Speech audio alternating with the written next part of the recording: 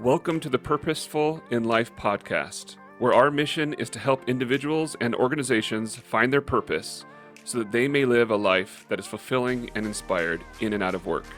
Your hosts, Christina Hall and myself, Garrett Willey, are passionate to inspire, teach, mentor, and serve our community. We have 42 years of combined experience as entrepreneurs and in international corporations. Both of us have military backgrounds. Myself, Garrett, as a commissioned officer with over 9 years of service, and Christina as a military spouse of over 15 years. Welcome to Purposeful in Life, where together we go on the journey of discovering a life filled with purpose and intention. All right, guys, welcome back to Purposeful in Life. I feel really good this morning. Beautiful woman on either side of me. In all of our episodes, we talk about living with purpose and intention. And today we have a wonderful guest with us. Oh, thank you. She's an attorney. She's brilliant. No pressure. She helps people with personal injury. And all businesses and small businesses and individuals. So we're really general practitioners, but Perfect. we do personal injury as well, yes. And her name is Kim Schomer. Thank you. Thanks for having me. Of course, we're yeah. really Happy to have you. Yeah. Oh, so my name's Garrett Willey. And I'm Christina Hall. So thank you. And then we obviously Kim Schomer. So today we're going to just talk to Kim about her life and your discovery of life, like any stories that you want to share with us about times where you felt fulfilled in life or big changes that happen where you're like, hey, this is the direction that I'm heading.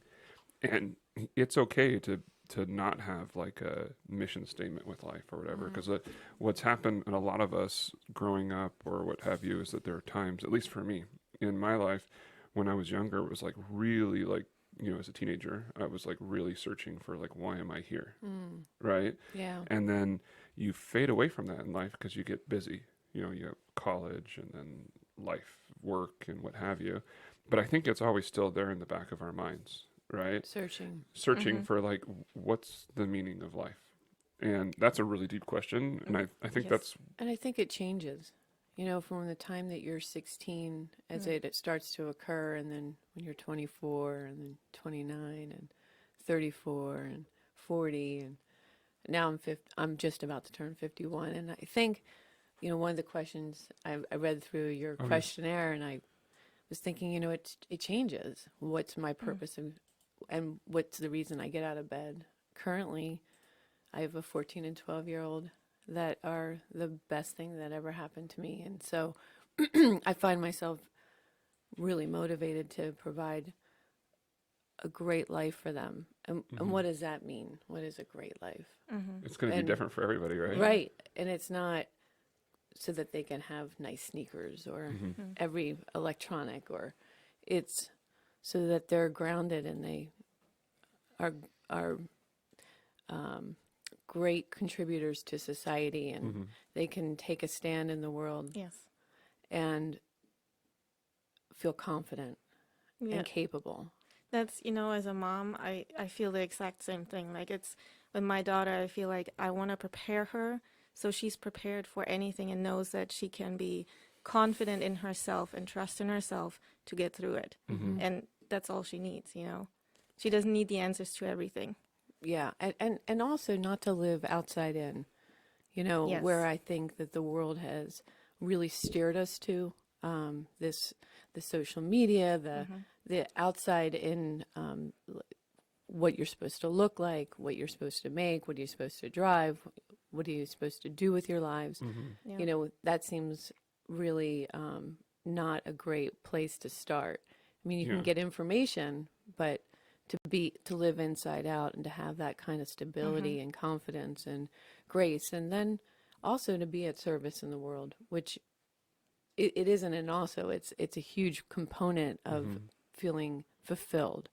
Yeah, and that's kind of the essence of what we talk about with purpose is it's a different type of purpose, right? And I think like what you're saying is exactly right. You have different times in your life where you have a purpose or meaning for that point in your life, because we all go through phases of life, right? And there's different things right in front of us. Children, family, career, what have you, and those are meaningful, but do they bring fulfillment? And I think there's moments of fulfillment in all of those things. But one thing that worries me is like we find the love of our lives or have children or a career. Yeah, I'm silly. And you end up placing your essence on that. And if that fades away, you lose your job, you have a bankruptcy, you have failures, because we all do. Someone passes away.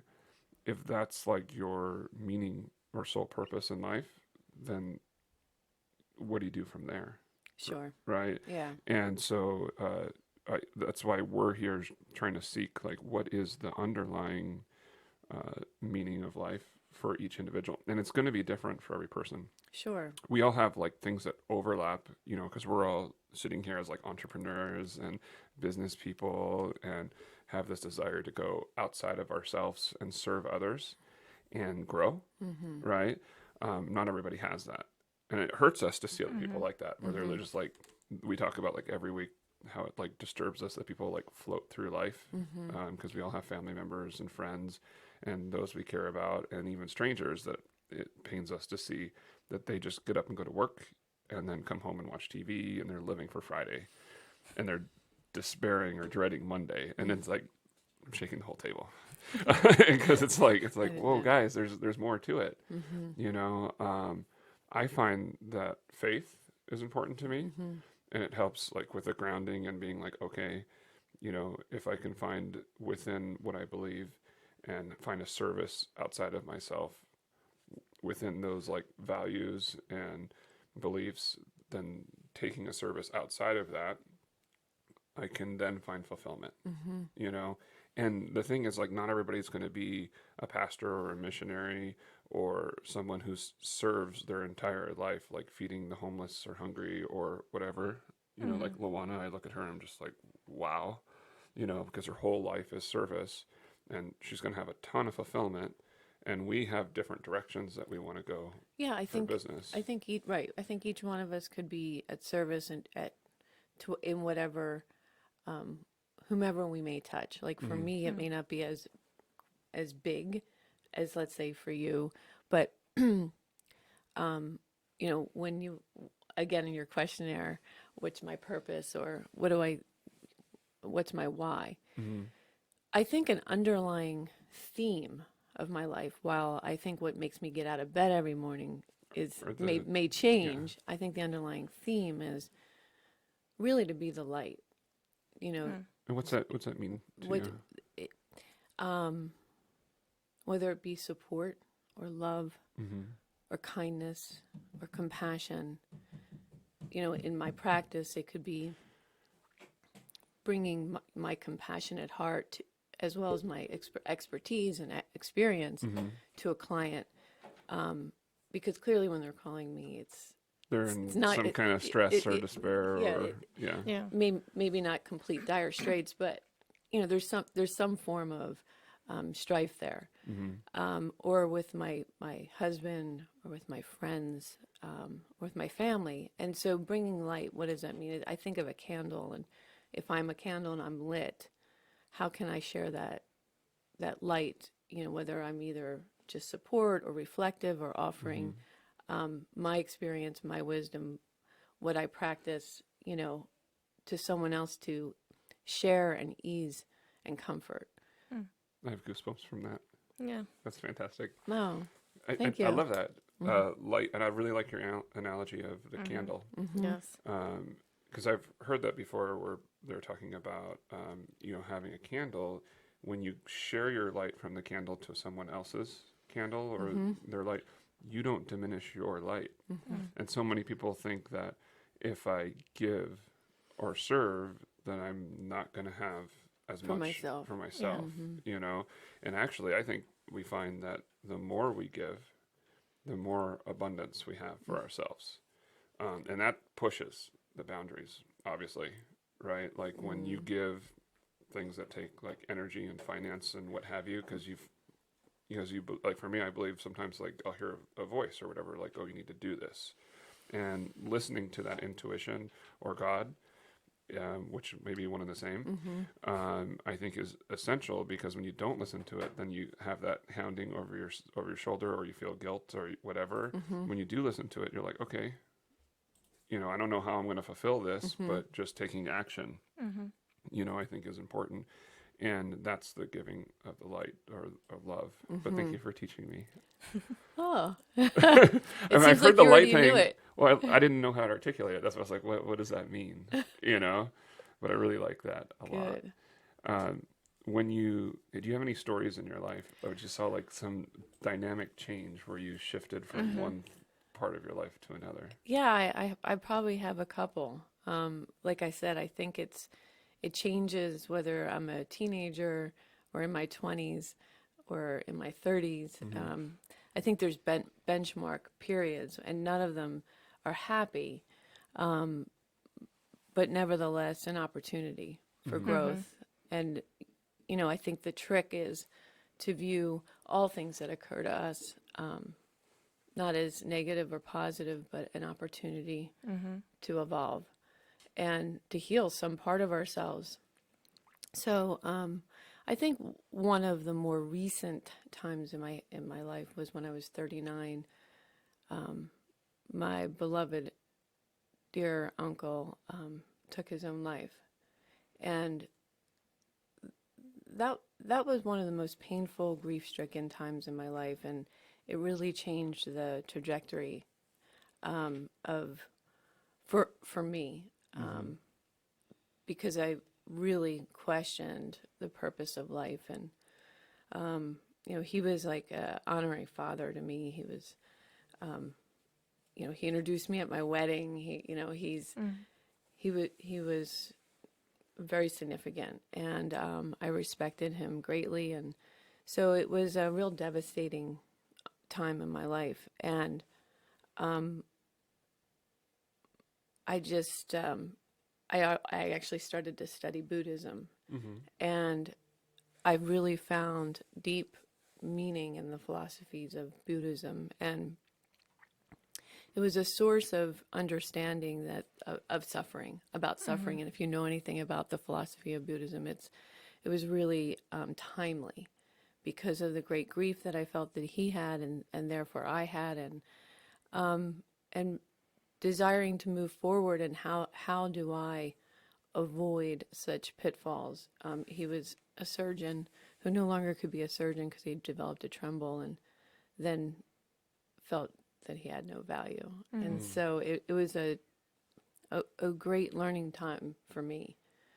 And through that, I had just given birth to a newborn. I had children at 37 and 39. And so it was the beginning of a new beginning.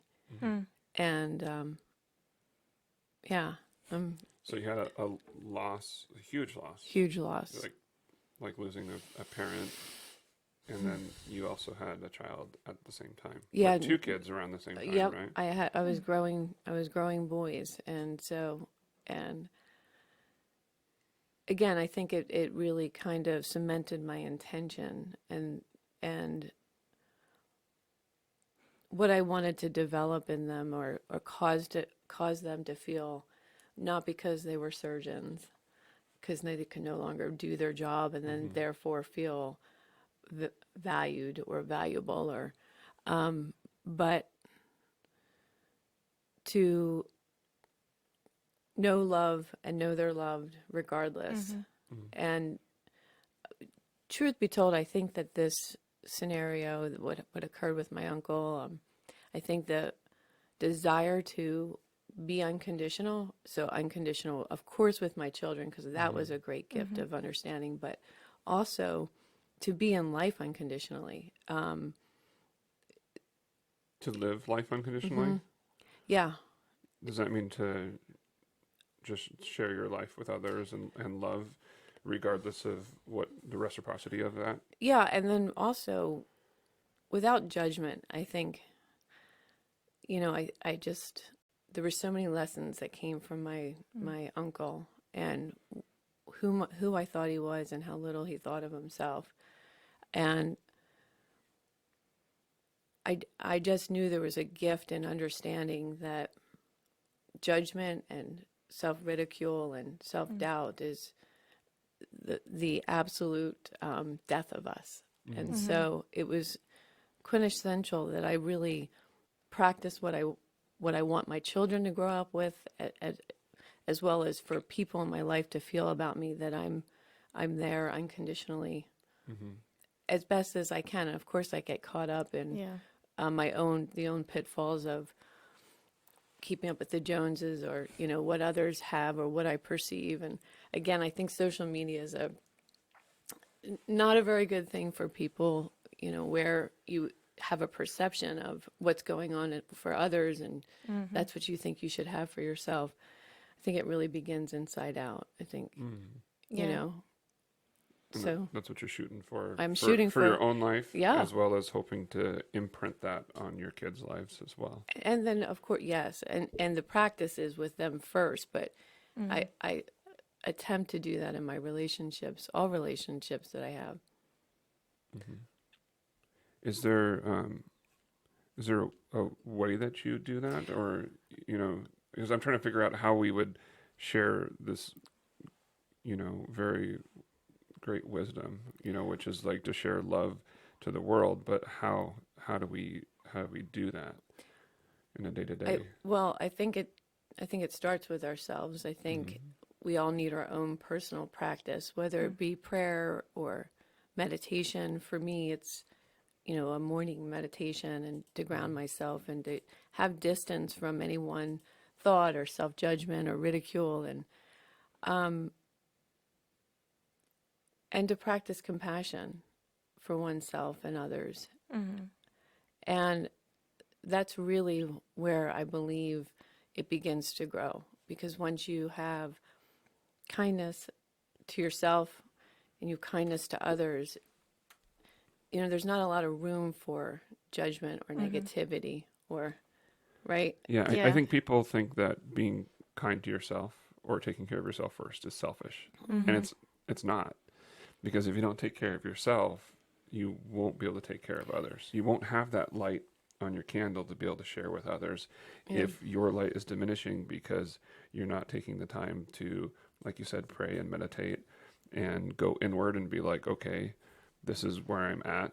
That self-reflection is important. Yeah, and I what you said about being kind to yourself is like so important, because I just went through that a couple of years ago, where I figured out that I'm not kind to myself, so how can I be kind to somebody else? If I'm telling myself, oh, you're dumb, or why can't you do that? Everybody else can, Yes.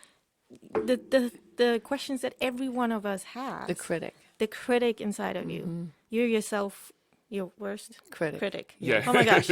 How does it go? Are you trying to translate it from you German? got it. Yes, pretty much. Sorry, guys. Good job. But yeah, I love that. And again, like, it's a common theme in our podcast, really, that you have to go to yourself first and understand yourself and love yourself, really what it comes down to, Well, that's why, like, your purpose to be the light to those you touch, right? So that they can find that fulfillment in life and pass that on to others, right? I mean, we can probably tweak that a little bit, but that would be like the essence of creating the Simon Sinek Why. It's not as difficult for you to figure out as it would be for others, because you've spent the time figuring yourself out. And that's what we're trying to teach people through our conversations here. When we first started doing our podcasts a few months ago, whatever that was, I don't know, we'd have to ask Sadie over there. She's like, oh, you're talking to me now? When we first started the podcast, we were trying to like set the stage for that, like teach like what it is to find that purpose. And now what we're trying to do is, like having you come join us, is that you can share what your experiences are, and then people can relate to that. Because the big thing that everybody thinks that they're like this island in the ocean that no one can reach. And yet we're all touching each other. It's more like, we're more like trees in a forest where the roots come together and help touch and support each other. So if we can do that, where we actually support each other, don't cut off the connections with other people, live with a community of people that we can love and be loved by. And that's how we're trying to teach people how to do that. Well, there's also, the how. I think probably works for a lot of different people. There's clearly therapy. There's books, self-help books. There's personal growth seminars. There's meditation. There's church. Right. So there's just so many different avenues. And I don't know that any one of them is better than the other. I think whatever I'm onto in a period of time, I think, oh, this is fantastic. This is this is it. Yeah. But I find things at every phase of the way. And I didn't just arrive here. This has been a work in progress since I can recall. And, I left my mom's home when I was 18 years old and never really looked back. But I've been on a trajectory of self-improvement and dedication of wanting to be awake, wanting to be aware, wanting, so. Do you think everybody wants that? They just suppress it? I think a lot of people want to numb out. Yeah. Yeah, they want to come home and drink alcohol or marijuana or whatever it is to numb out, or spend the whole weekend watching football so they don't have to think about the pain. They don't want to deal with the pain. Which all those things are fine, right? But it's I just think it's a matter of balance. Yes. Yeah. Not any one thing I think is bad. But there's still, wherever you go, there you are. I mean, you can't hide from yourself, and so either you'll catch up at some point. You'll catch up, and typically if you avoid it, and then it explodes, like sadly, maybe what happened with your uncle. I mean, I'm sure it was a long time catching up, and he just felt like there was a huge weight on his shoulders. And people do commit suicide, I think, because of extraordinary pain. They're not. I think a lot of people assume that suicide is like a selfish thing. And we might feel that from the outside, but if you can put yourself in their shoes, they're just feeling this extraordinary pain and they don't know how to get out of it. Right? Yeah, and I feel that suicide probably offers the one level of hope. It's the way out. So, yeah. But then I'm not a counselor, so I don't really know how to fix that for people, and I think they can only fix it for themselves. But seeking help is really important. For sure. A huge thing on my heart is veteran suicide, which is around 20 people a day. And it's not, the 20 people a day is ridiculous, right? Like, the veteran suicide is the number one category for suicide in America. It's like a third of suicides. It's so sad. And and other countries have figured out ways to help with like the PTSD and stuff by, things that they do when soldiers come off of deployment. And for some reason in the US, they're not doing those things.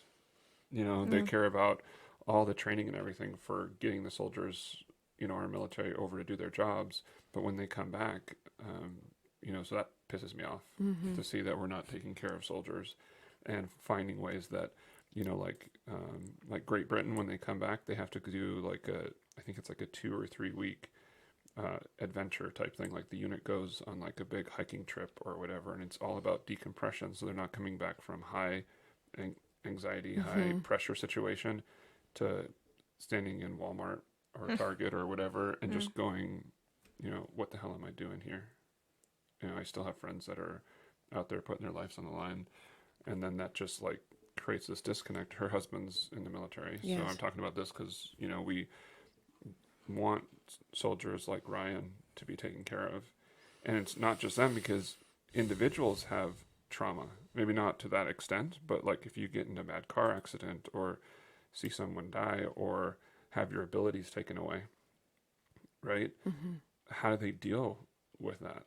And I think there's a lot of good intentioned people that are trying to create the resources for that, but it has to start with oneself, and that's like, it's not the reason we have this podcast with Finding Your Purpose, but I believe that if people can find their why and then discover hows that support it, and then the what being whatever actions that they take, and they can like reorganize their lives, even if it's a little bit at a time, right? Like you find the things that are like you being the light, how you can do that in your career for your law firm, then you find fulfillment at work because you're like, I'm able to pour love into my customers' lives, and they can see that I care about them more than just a case and a couple $1,000 or whatever it is for helping them. Right.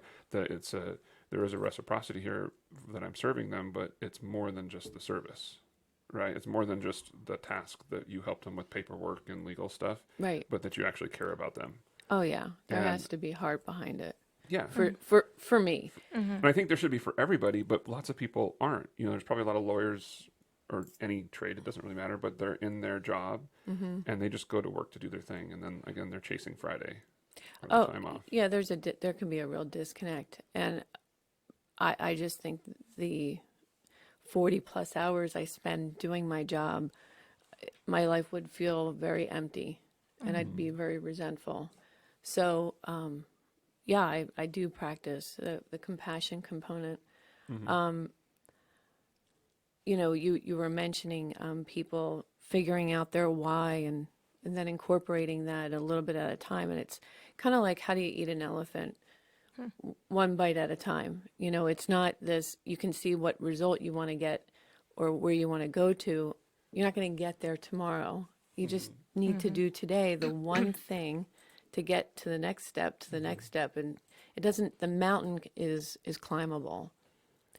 You know, and even though I'm maybe at a plateau, let's say I could be at a plateau right now, I know it's only a plateau and it takes just another step and another step to get, you know, upward moving again. And our biggest growth times in our lives are really the failures or the setbacks. You know, we hate those, right? We hate when we're like, oh my gosh, I'm feeling pain. I don't want that. Nobody wants it, right? But if you can be like, okay, I'm feeling something I don't want to feel. Now what? Right? Well, but so I'll challenge you on that because I know when good things happen to me, that's an opportunity also for me to maybe, oh wow, I am good, or I'm good enough. You know, it's still an opportunity to affirm myself, to, you know, gain greater confidence, that kind of thing. So, you know, I think you can have both at the same time sometimes too. I do, but I think we often neglect the good things and take that in as an opportunity of growth, and just rely, because we're built that way for survival reasons. So when something negative occurs, we have to make sure we have that stored away because we would never want that to happen. Protect against Yes, that. exactly. So that's why we think that's the greatest opportunity for growth. But I would like to defeat that premise and learn just as much from the good stuff. One thing, I understand your challenge, and one of the things that I was challenged with a couple years ago was like, or think about is when you're in your worst pain, that's when you start moving. Before it's like you're still comfortable, you don't have to really move. But when you're really down, you're like, oh, now I have to do it because there's no other way. Right. Otherwise, you're just going to be in pain. So I really like what you're saying that, hey, take a positive experience and then build on that instead of waiting for, you know, being in that painful position again. I like that a lot. I just learned something awesome. I like that too. And what I want to emphasize with what you're saying is both. Oh yeah. Right. Oh yeah. We talk about Gary Vaynerchuk sometimes because we like the guy. Who? Gary Vaynerchuk. Okay. Yeah, I'll have to send you some stuff on him. Okay. He's just a business guy. He has an ad agency, but he talks to people about like entrepreneurs, like people trying to like break free. You know, they have the job, but they have these other passions, and they're like, how do I chase them? You know, people will call him and be like, well, I have this and this, and he'll go, do both. Right? Because there's like way more time in the week than we think there is, right? So do both. Right. When you're in a despair situation, I think I have the answer for that. Grow from it. And when you're in a good situation, which you just taught us, grow from it, because that'll help you grow even more. Right? Because then you're taking and moving in a direction that's positive as much as you can, because even the negative, you can move up greater. So what we talk about a lot here, and I think is just a general, it makes total sense, is gratitude. you know, like when you meditate in the morning, or when you're, like Tony Robbins calls it priming, you know, when he's like pumping himself up for the day. And he says he does it like 5 to 7 times a week, where he just goes and does this whole thing with the priming, which is pumping yourself up, getting excited, doing like at least 3 things that you're grateful for. And we started doing that with one another. We send each other like, here's three things I'm grateful for. Right. We're trying to do it every day. And there's a great app too, a 5-minute journal app. It pops up at 7 in the morning and well, I think you set the times, but it's automatic. It reminds you have to put it in. You have to put it in at night too. So 5-minute journal. It's called the 5-minute journal. Yeah, it's a fantastic app, and it's a gratitude. Cool. Sadie, can you find that and post that? Maybe. I mean, if you get lucky and find it. Sweet. I can look at my phone too. Yeah. Well, we'll just. I mean, she might be able to do it while we're talking, but it's fantastic. Yeah. So, right. So continue. What else does he do? He. Oh for yeah. his So he does the priming. priming, but he is focusing on things that he's grateful for, and then another thing that I like is that he does a little bit of exercise, which I fail at. But you know, I think it's healthy. What exercise does he do? He's got like a. Is that the app right there? I think so. Cool. I think. It looks like it has a 5 in the middle. Can I see when you... Well, we're trying to accomplish something for our listeners, especially the ones that are on Facebook Live, because we want to make sure that when we have a good... Yeah. Oh, cool. When we find something like this, which Yeah, I'm going to get that app. It's a fantastic app. Because so that's a cool thing about technology too, right? And we'll come back to the Tony Robbins concept, but is that we can have all these little tools that we can use from day to day so that we can keep on track, right? Because the accountability is hard. Well, it's great that you guys are partners in it. It's fantastic. Yeah, that's what we haven't done every day, but we're, you know, it's like, oh yeah. Sometimes someone's like, this is what I was thinking about yesterday. Yeah, you're cheating. It happens. But yeah, you get. I was asking, what does Tony Robbins do physically? Oh, I think he just has some like workout Okay. machine that it's like something none of us can afford. Nothing elaborate though. No, I Not don't like think running so. 5 miles. No, yeah. he does like 15 or 20 minutes of exercise, and then something that he does that I do, but not to the extent because I don't have like a pool to jump in, but he does a cold immersion. So what I do is I just take my shower, and then like the last 2 or 3 minutes I put on cold water. And it's like, what's the purpose of the cold immersion? It's doing something that you don't want to do. Oh, Because and you think it's painful, but it's just a little. It's in the mind. It's a little bit of discomfort, and actually, I've been doing it for probably 1.5 years or 2 years. wow. With sometimes just a cold shower, not even warm water at all, and then a lot of the times I do the warm water while I'm like cleaning up, and then I took the cold water and just rinse all the soap off and what have you in cold water, and you're like, Crazy. Yeah. right? I'm too cold to begin But- with. Yes. Yeah, it's oof. Yeah. I really like it when you can turn like the heat on for the bathroom or whatever, and you get out and it's like nice and warm and toasty because it refreshes. Like, Yeah. the during is like, oh, this sucks. The after is like, wow, I feel awake and alive. Right. Right. And I think I was listening to a podcast once. It was, I think, on Tim Ferriss. You familiar with who he is? No, I'm not. He wrote the book 4 Hour Work Week, and he does a podcast where he has on different guests and authors. And there was a scientist on there, and she was talking about doing hot to cold and how people live longer and healthier lives if they do like sauna, like 4 days a week, 3 or 4 days a week, and then go from that to a cold immersion, right? Because it shocks the body, it stops the sweating. So like if you work out and then you do cold, you'll be able to stop the sweating, and then it has a positive reaction to the mitochondria in the cells, which actually helps promote health and increase your immune system for health. So there's health reasons for doing the cold shower. There's psychological reasons, which is why I started. Which is like to do it anyways. It's my little motto, do it anyways. And I thought it was mine, but I'm hearing it from like other people, you know. So maybe I heard it and thought, oh, that's good. And now I'm hearing like Tony Robbins and all these other people say, do it anyways. And I'm like, well, yeah, I like that. I know. We all think, it would be so lovely to be original, right? Yeah. Even those guys aren't really original. No. They just study and read a lot and talk to a lot of really wise people. And I don't know, we're talking so much time about Tony Robbins, but he talks about turning decades into days. That's his whole thing for his seminars for the last 40 something years, is to help you take decades of information from multiple sources and take it down to days, and by listening to podcasts like hopefully this one and others, right, you can take the information that you've learned over your lifetime and that we are learning over our lifetimes and bring it down to something that's a few minutes. And we're like, hey, this is something that's, being the light, finding a purpose in what your why is. That's why we found like Simon Sinek and how he frames that makes it like really simple. So you can find an underlying, like, this is going to go with me for my whole life. Because I discovered it. I had fulfillment when I was young, teenager or whatever, when I was showing love or being the light. Maybe didn't call it that then, but it has an overall arcing theme. And for me, it's like to teach and mentor individuals so that they can take what they learn and impact others in a positive manner. Right. So I want that to pass on as well. It's probably similar. Right.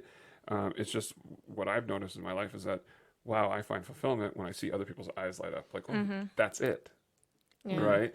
And you saw that with us probably a little bit when you're like, no, take the good and grow from the good, because that'll exponentially grow you. And it's like, yeah, so it's not just the bad. And the bad doesn't have to be that bad.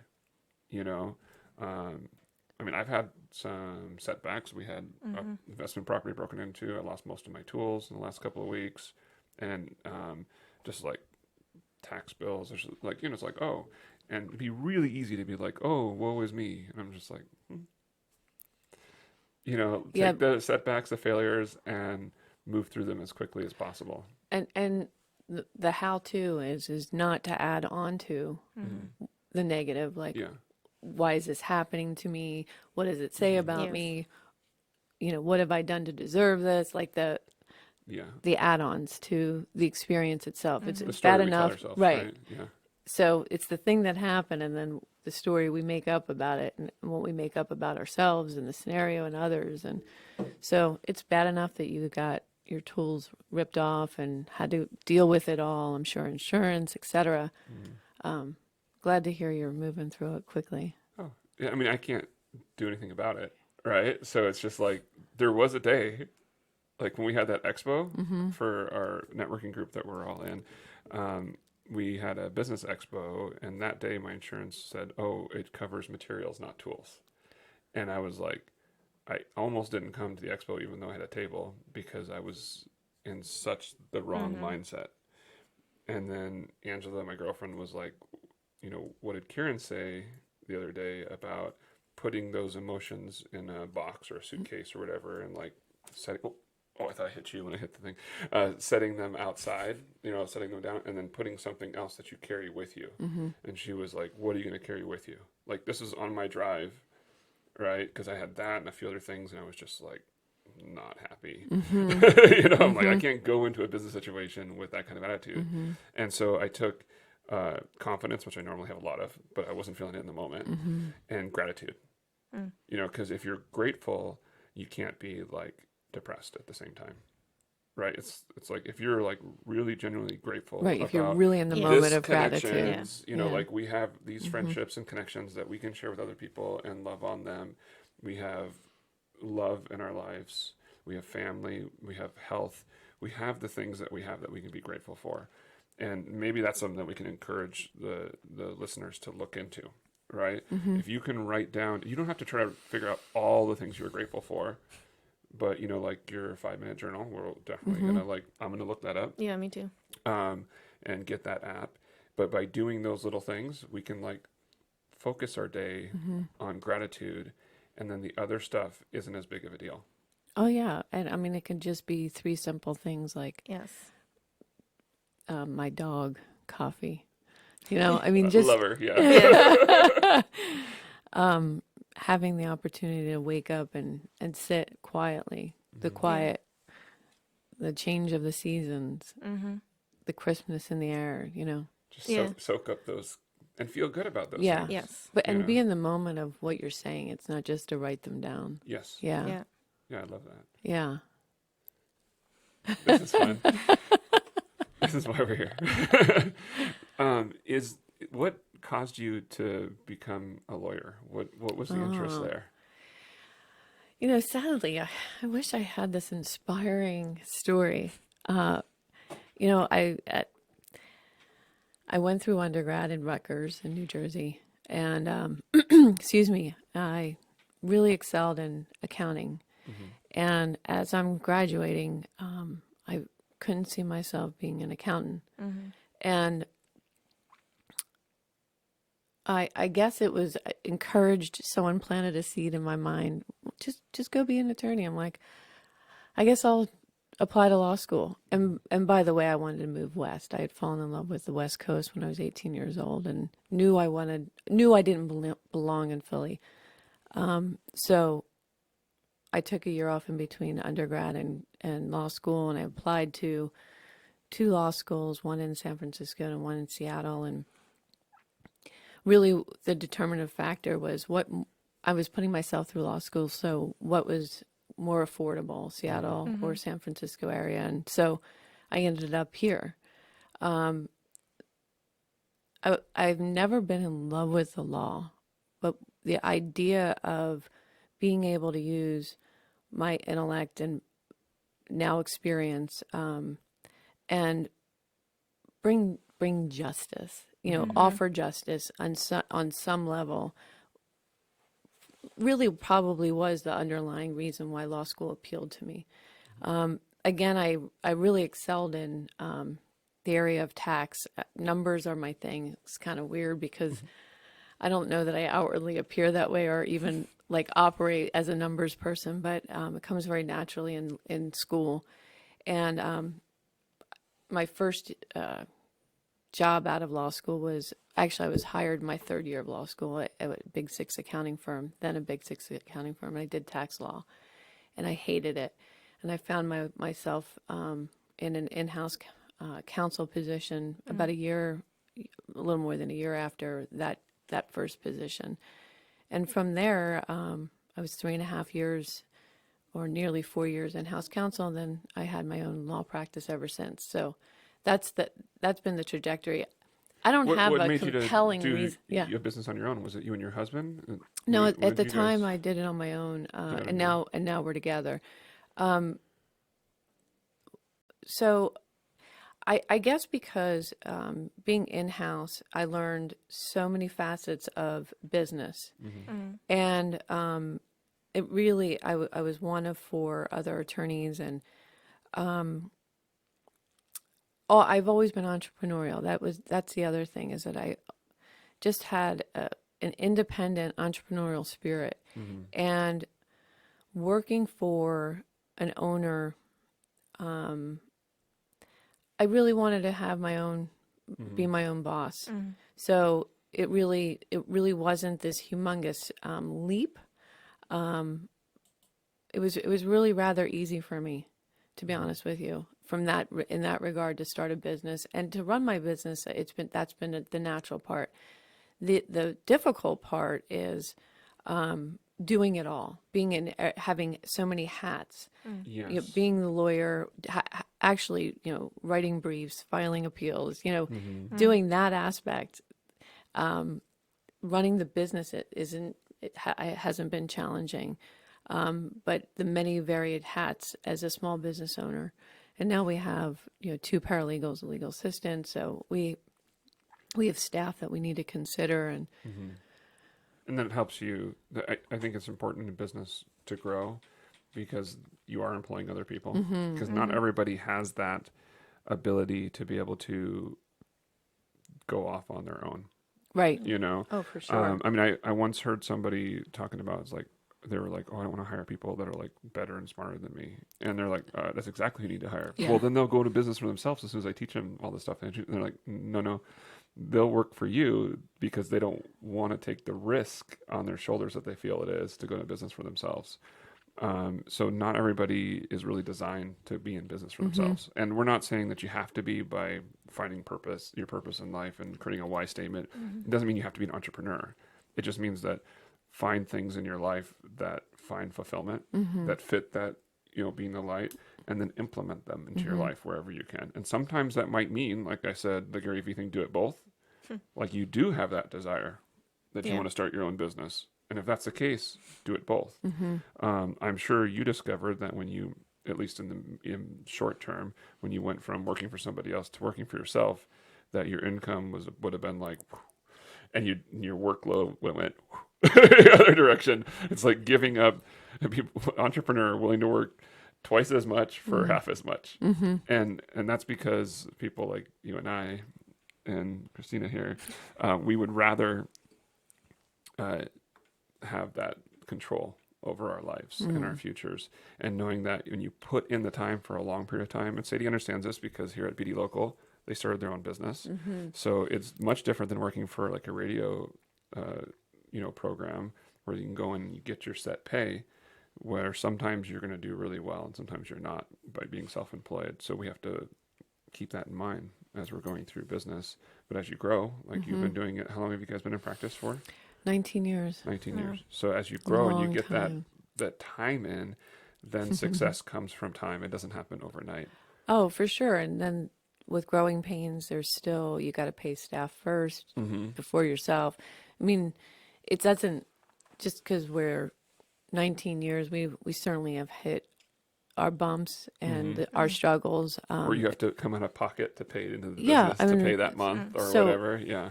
And we work a lot of cases on contingency, so we have a lot of money that's waiting.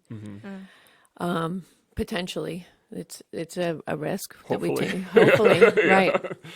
So it's been a balancing act, and yeah, I would like to retire one day, and got to think forward thinking, and that's not been my strongest suit. I'd have to admit that that's probably where most of my anxiety comes from. It's like, wow, I've got to retire one day. How am I going to make that happen? You know? Yeah. Or what's that retirement going to look like? What's that retirement going to look like? Yeah, and I'm growing children much later in life, and again, starting the practice was less risky at the time because I didn't have children. It was just me, and I had a lot of belief in myself. Not that I didn't have fears, but I just had a past of I was so dependable. I was such a I can make anything happen. I was such a great survivalist, and so that part wasn't difficult. What proved to be more challenging was when I had children. I'm like, wow, I love this motherhood thing. How do I do that? How do I do this? And Yeah. so, you said do both. Both is challenging when Yeah. when you strive for really high levels. And I really wanted to grow my children well. And And then we have to trust others, yeah, right? You Yeah. bring on staff because you can't do everything. It's not healthy to do everything all the time. yeah, You'll burn yourself out, right? Yeah. So you have to bring on staff and trust them.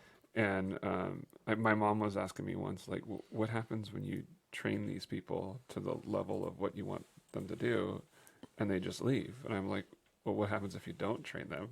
right. It's like, you're going to have some people that are like, oh, now I know how to do this. I can do it on my own. Good. I'll support you. I'll sponsor you to do it on your own because I always want people to succeed and grow. But if you don't help them reach the standards that you're looking for, and even standards beyond what you can do yourself, right? You can be like, okay, this is your task. I'm hiring you to be able to do it better than me, right? And bring people on that can fill our weaknesses, because we all have weaknesses and strengths. And that's something that I've been focusing on, not necessarily my strengths, but like how do I fulfill, or not necessarily my weaknesses, but how do I fill them in with other people? How do I grow to the point where I can bring on another person to do that, so that I can just accept that, hey, I'm not good at this particular thing. I shouldn't like beat myself up over it. I should just bring on somebody who is good at that, and then they'll do that. Follow up with people or whatever. Because I don't know, you might be the same way, because being like a visionary type person, I'm always attacking maybe attacking isn't the right term, but I'm always working on what's right in front of me. And it's really easy to focus on that and just like give it everything. And it's like, there's a funny thing that Christina, I don't know if I shared this with you, but Angela and I went and did like premarital counseling already, and they were the counselor was like, "Have you heard of that thing where they talk?" He knew who the psychologist was. I can't remember, but he was like, "Guys look at things in boxes, Yes. right? Like, and women look at like spaghetti or something. Everything's like intertwined, right? like everything touches and connects to everything else, Yeah. right? For you ladies here in the room. For me, it's like there's a box right here, and I'm in that box, and then there's another box over here, and I'm not in that one anymore, right? So like work, I'll be sitting there on my computer working on something, and she'll ask me, I'm like, I don't know. Now I'm like, I'm in the work box. It's really helped our communication because it's like, she's like, you're in the work box, you're in the whatever box, you're in the nothing box. Yes, it exists for guys. It doesn't for you because everything's touching, so you can't have a nothing. We can actually just be like spaced out. What are you thinking about? Football. Right. You got to be thinking about something. You're looking like you're thinking about something. Nope, football. So, anyways, so when I'm focused on some task, I can work on it, and it just lets everything else drop off. Which to me, that's a weakness and a strength, right?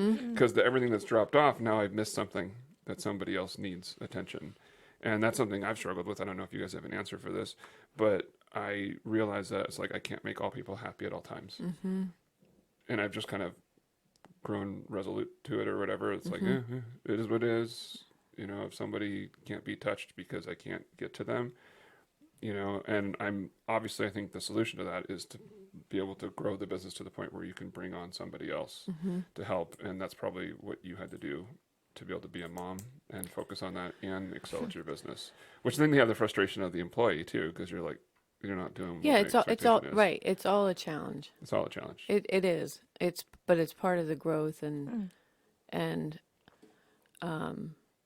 potentially giving up perfectionism and the ideal self is, not there as it's just a bar. It doesn't mean I've fallen. I'm terrible if I don't meet it, or A lot of people beat themselves up on all of these areas, but like parenting, they're like, I'm not the perfect mother or dad or whatever, and they beat themselves up over that. I think if we do the Kaizen principle, the continuous improvement, then we should just accept who that was in that moment and be like, I'll try to do better next time. Yeah. But we have these high expectations, like I'm going to be the perfect mom or dad, I'm going to be the perfect husband or wife, and there is no perfect, right? Oh yeah. So is there before we like wrap up today, I want to know if there's anything else that you wanted to talk about. 52 minutes. I know, it's amazing. Right. No, I don't think so. How about for you? Is there maybe like a motto or quote that you live by that that could inspire someone else too? The one that I love is learning to dance in the rain. I like that. Yeah. I just envisioned that, doing that. So regardless of our she's like, he's gonna sing. Don't. Yeah, I really like that because our well-being is not dependent on our circumstances. And we can shift that. We can dance no matter what. Yeah, we can dance no matter what. We can be like, we have gratitude, we have joy, we have all these things, in our lives that are good, even when they're not so good. I have a friend whose 6-year-old has cancer, and it's just like horrific. And one time he asked, what did I do wrong? He's a successful businessman, generous, wonderful person, didn't do anything wrong. Bad things happen to good people, and it's just part of the life experience. How do we love and learn and grow through that? That's really rough. I'm so sorry. Oh, yeah. And I've been dealing with that for like a year now. But I guess what I'm getting at is that living in the light, sharing the light with others and loving, stop being your worst critic. Right. Yeah. I mean, We hit on some key things. we got some really good things. One of the big things that you talked about was in the good, use that as your momentum to grow even more, not just growth through adversity, but growth through good. And then how I mentioned, like I have some of this is the best time of my life, and yet things go wrong. And it's like, well, we can't let the things that go wrong affect you for more. And like I heard somebody say, I can't remember who, if it's not going to affect your life in 5 years, don't give it more than 5 minutes. That's tough, because sometimes we wake up the next day and you're like, I'm still pissed off about that. I'm giving it more than 5 minutes. Let's start the day and reframe and start with the gratitude. And I love the meditation and that 5-minute app that we posted on there that Sadie did for us. Thank you, Sadie. Because, if we can adjust our lives and just have some focus on what's good, even when things are shitty, then that's how we'll have growth. And then another big thing I think that I want to talk about that we've already shared, but is service of others. If you're having trouble finding your purpose in life, serve other people, because it'll come out of that, and you'll find out what you're good at, what you're passionate about, and what you love doing, and where you find fulfillment. When it's in service of others, then all of that will come together as one. And it may not be what you can do for your whole life, but you might be able to work it in, because there is no ending. I mean, when your life is over is when it's over, right? Agreed. Somebody can start at 30, 40, 70, doesn't matter, and start over with a new career or a new start where you are. Start where you are and be like, you know what? There is something else, and I can give up whatever's come up to this point, or I can work towards so that I can actually have fulfillment in life. And I think that's really essential, right? Because otherwise you can come to the end of your life and feel like I didn't accomplish anything, or I can't use my hands anymore, so I can't, be a surgeon. And then they live in that despair rather than, what do I still have left? He was obviously brilliant as a physician. He probably could have went a different route. But then we see that, like, Robin Williams and all these other famous people that brought a lot of joy to the world, but they still dealt with depression. And it's real. It's real. It's real. It's real. And if you're busy serving others and you can focus on the gratitude, then you won't have time for it. So sometimes we got to get busy. Right? You got to get busy. You got to get busy, because if you just sit down and focus on the TV, if you sit in despair, you'll be sitting in despair. Yeah. If you get busy serving others in some way, then that starts a momentum. That momentum will help that fade, and it'll fade more and more and more. And then you'll be able to find these things that we're talking about. Was there anything else? Belief in oneself. Oh, yeah. I wrote that down, because you believed in yourself when you went and started your own. And that's beautiful, too. Thank you. And that's part of the entrepreneurial spirit. And even if you have a desire for building something, but you don't believe in yourself, if you take action, then it will happen. And actually, it might not happen. It's not going to happen as fast as you think it's going to. Yeah. It's going to take 3 times, 4 times longer than what you think it's going to take. But that's okay, because you're moving forward and you're taking action. And sometimes what happens, and we'll use this to try to wrap it up, and then I want you to tell people how they can get in touch with you. Okay. Because we're all going to need your services at some point, or know somebody that is, right? Because we all know people that have been in accidents or need some business help, right? But so the growth part that I wanted to mention before we wrap it up is that if you have 100%, this goal target that you're trying to get to, and it takes you 4 years and you're 25% of the way there, in another 2 years, you're probably going to be another 25% of the way. In another year, you're going to be there, right? Or maybe you're 95%. In other words, the percentage will keep on, your growth time will get less and less and less as you go. And I encourage people that when you're getting closer, set a higher goal. Yeah, because I don't know that you're ever there. You're never there. No. Where is there? There is no there. There's no there. There's the my hero's me 10 years from now type thing. Matthew McConaughey. Matthew McConaughey. Yeah, I got a man crush on that guy. His hero is himself 10 years from now. Always. Oh, right? I like So that. it's like, I really like that because then it's like, hey, this is my target. I'm never going to reach it, but I'm always going to be growing, and it's always who I'm supposed to be. I like that. I think we talked about a lot of really good things. Yeah. I really, really appreciate you. Yeah. Oh, Thank you so much. Thank I'm you so both. glad that you came on and Thank you. joined us and shared personal stories and talked about being the light and what your purpose is and that discovery. And I have goosebumps. I mean, it's just, I really appreciate you being here. Thank you. Thank you so much. You're welcome. Can you share with people how they can get in touch with you, like email, phone number, and stuff like that? Sure. So Kim Schomer, Schomer Law Firm, 253-779-5100. And you can email me at kschomer@schomerlawfirm.com. It's KSHOMER at SHOMERLAWFIRM.com. Awesome. Nice. Thank you. Thank you. Thank you for joining us. This was a lot of fun. Yeah, it is. I mean, it's deep conversation, It's but it deep is. conversation If- for Monday at 9. Monday at 9. But then, we use this as a jumping off point for starting the week Yeah, in a it's nice. positive frame of mind, and like, okay, now I can go and excel and work towards what I'm supposed to be doing. And so that's what we're here for. Yes. And we hope that we've done our jobs and helped somebody. I mean, if we help one person, then it's all worthwhile. For sure. So thank you for joining us at Purposeful in Life. Thank you Thank you. guys.